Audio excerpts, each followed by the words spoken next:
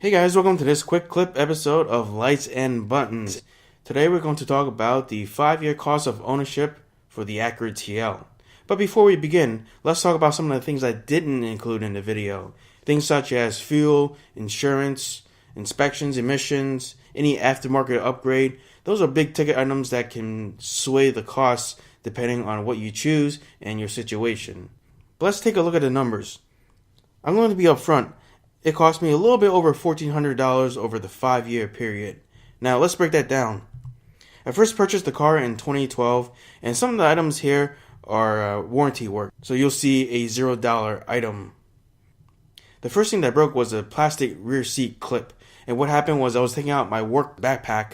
When I was taking it out, the backpack got caught on the bottom of the rear seat, pulled it up, and broke a plastic tab. I thought it was a bad design on Acura's part because a little flimsy plastic piece that's holding on the rear seat, I would think that they should have some metal. But anyway, it's a little bit over $25 to fix, not that big of a deal. I first had my major service in 2014, and that is a B service, which includes the oil change, the replacement of the braking fluids, tire rotations. In the future, I might not be doing the B service per se because the oil change can be done separately. I do my own tire rotations because I bought a dedicated summer and winter tires. And also, a lot of the B service is just checks and doesn't really actually do anything. By the way, feel free to pause at any of the slides to look at it in more detail. I'm just going to go over the high-level information.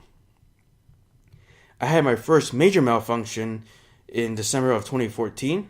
So at around 17,000 miles, the VSA modulator control unit, which is the vehicle stability control system, was failing, causing the engine not to start at random times. Now, I never had the car stall on me while I'm driving, but only at startup, the engine sometimes just stopped and I had to restart the engine once or twice.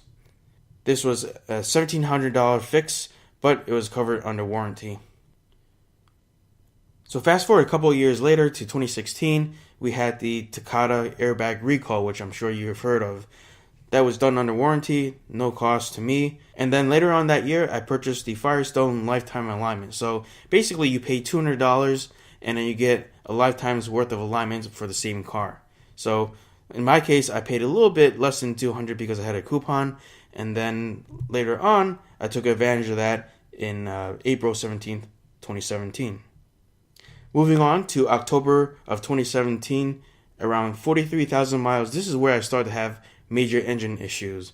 I first noticed a knocking sound at around 3,500 RPMs, and when Acura took a look at it, they found out that the rear camshaft was pitted. So we don't know exactly what's causing it, and they did a replacement under warranty.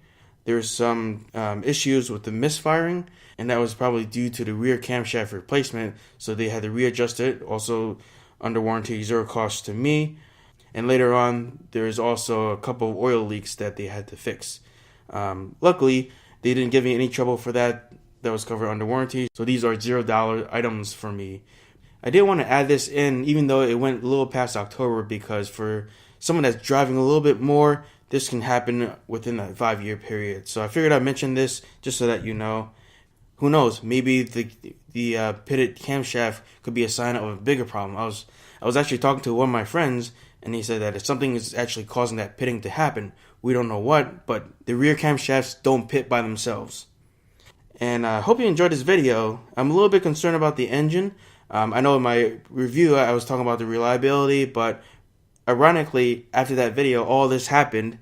And I just wanted to tell you guys so that you know, just for your information, I'm not saying that it will happen to every car, but I wanted to post it just so that you know.